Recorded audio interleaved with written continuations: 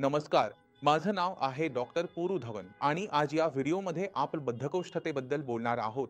कारण ही जी बद्धकोष्ठतेची समस्या आहे, कॉन्स्टिपेशनची समस्या आहे, ही जवळपास प्रत्येक दुसऱ्या पेशंटमध्ये पाहायला मिळते. आणि या कॉन्स्टिपेशन मागे, या बद्धकोष्ठतेमागे अनेक कारणं असतात. मी इच्छितो की तुम्ही हा व्हिडिओ लक्षपूर्वक पहा, ऐका, समजा आणि ही जी कॉन्स्टिपेशनची समस्या आहे ती दूर करा. कारण ही जी बद्धकोष्ठता आहे, ती तुमच्या पुनर्प्राप्तीमध्ये अडथळा ठरते. जर आपण ही समस्या दूर केली तर आपली रिकव्हरी जलद होते. तर आता आपण हे समजून घेण्याचा प्रयत्न करूया की आधी ही समस्या का होते. तर बद्धकोष्ठतेची अनेक कारण असतात. पहिलं आणि सर्वात सामान्य कारण जे आपल्याला नेहमी दिसतं. लोक सांगतात की त्यांच्या पोटात काहीतरी बिघडले आहे. व्यवस्थित सांगतात की त्यांना बद्धकोष्ठतेची समस्या आहे. आपण विचारतो, ठीक आहे, सांगा की तुम्ही काय खातात. ते सांगतात, डॉक्टर साहेब, मी सकाळी 2 पोळ्या खातो, रात्री 2 पोळ्या दुधासोबत घेतो. जर तुम्ही दुधासोबत पोळी खात असाल, दिवसभरात 4 पोळ्या खात असाल आणि अपेक्षा करत असाल की तुमचं पोट साफ होईल, रोज रोज असं होणार नाही. तुमचं पोट दर दुसऱ्या दिवशी किंवा तिसऱ्या दिवशीच साफ होईल आणि पोट नेहमी फुगलेलं राहील. गॅस होत राहील. का होत राहील हे समजून घेण्याचा आपण प्रयत्न करूया. तुम्ही जेव्हा पोळी बनवता तेव्हा किती पीठ घेता, पोटात तितकंच राहतं, इतकं मोठं होतं. आता इतकं इतकं पीठ इतकंसं झालं, हे बाहेर जाऊ शकत नाही कारण दुधात काही रेषा असतं. दूध तर पूर्णपणे शरीरात शोषलं जातं, सगळीकडे पसरतं, पण ते मल बनवत नाही. जेव्हा आपण आपल्या आहारात रेषा खूपच कमी घेतो, तेव्हा आपल्या मलाची मात्रा तयारच होत नाही आणि कमी मल पास करणं कठीण होतं किंवा मग आपल्याला बद्धकोष्ठतेचाही अनुभव येतो. हे सगळ्यात मोठं कारण आहे. आता काही पेशंट खूप खुश असतील, अरे मी तर दूध पितच नाही, थोडंसं खातो. अशा पेशंटमध्ये ही समस्या राहतेच. का राहते? का राहते? जशी आपण भाजी खातो, त्यात फायबर असतो, पण तो फारसा जास्त नसतो. त्यामुळे तो फारसा मल बनवत नाही. आरोग्यासाठी चांगला आहे, तो मल बनत नाही. म्हणून ही समस्या येते. पेशंट जर कमी अन्न खात असेल किंवा असं अन्न खात असेल ज्यात तंतू, रेषा कमी आहेत, तर बद्धकोष्ठतेची समस्या सामान्यपणे दिसून येते. हे लक्षात आलं का?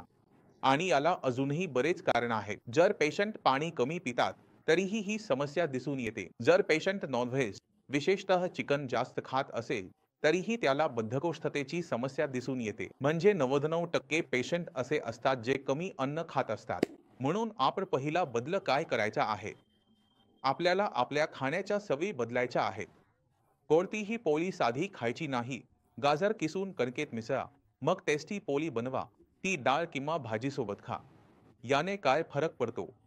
त्याच पोळीने जास्त पोषण दिलं, ताकद मिळाली आणि गाजराचंही लाभ मिळालं. आता ह्याच पद्धतीने इतर भाज्याही वापरू शकता. जसं की घ्या, दुधी किसून घेतली. आता गाजरासोबतच अशा अनेक भाज्या आहेत ज्या आपण किसून कणकेत मिसळून ताकद वाढवू शकतो. जसं की बीन्स आहे, ती बारीक चिरून कणकेत मिसळली. त्याचप्रमाणे कांदा, फुलकोबी, शलगम जी काही भाजी तुम्हाला आवडते ती कणकेत मिसळा आणि पोळी बनवा. काही डॉक्टर साहेब सांगतात की ही पोळीची चव आवडत नाही. फारच कमी लोकांना आवडते, पण असतात. मग आम्ही म्हणतो, ठीक आहे, त्याचा भरडा बनवा, कणकेत मिसळा आणि त्याचा कोरडा पराठा बनवा. जसा आपण दूर पराठा म्हणतो, तसा बनवा. तुम्ही दिवसभर कितीही खा, जेवण चविष्ट झालं. 12 पोळ्या जास्तीत जास्त ताकद देतात. जेवण ताकद देतं आणि पोटही साफ होतं. कारण तुम्ही गाजर खाल्लं, मुळा खाल्ला किंवा काकडी खाल्ली, फळं खाल्ली, फुलकोबी खाल्ली, काहीही खाल्लं. हे सगळं शरीरात पूर्णपणे शोषित होणार नाही. त्यातला जो तंतू आहे तो तुम्हाला दुसऱ्या दिवशी बाहेर टाकावाच लागेल आणि तुमचं पोट साफ होईल. आणि हा जो तंतू आहे तो आतड्यांना स्वच्छ करत करत बाहेर येईल. त्यामुळे आपली गॅसची समस्या, आम्लपित्ताची समस्या, पोटदुखीची समस्या या सगळ्या संपतील आणि तुम्हाला ताकद, ऊर्जा जाणवेल, व्यायाम करू शकाल. जेव्हा आपण आपल्या जेवणात भाज्या घालतो, तेव्हा आपली मलमूत्र कडक होत नाही आणि पोट रोज साफ राहतं. तुम्ही दिवसातून 3 वेळा पोटभर जेवण घ्या, कारण पूर्ण दिवस तुम्हाला व्यायाम करायचा आहे, मेहनत करायची आहे. जर तुम्ही जेवणच घेतलं नाही किंवा कमी जेवत असाल, तर वजन कमी होऊ लागेल. जर वजन कमी होत असेल तर अशक्तपणा येईल आणि जर अशक्तपणा आला तर बरे कसं व्हायचं? तुम्हाला अशक्तपणा येत नसलाच तरी तुमचं पोट साफ होत नाहीये. एक दिवस तरी सतत दुखत राहतं. गॅस होते, गॅस होते, गॅस होतच राहते. दी होत राहते. मला जेवायची इच्छा नाही, हे करायचीही इच्छा नाही. म्हणून रोज पोट साफ करणं महत्वाचं आहे. यापासून दूर राहू नका. हे पहिलं पाऊल गरजेचं आहे.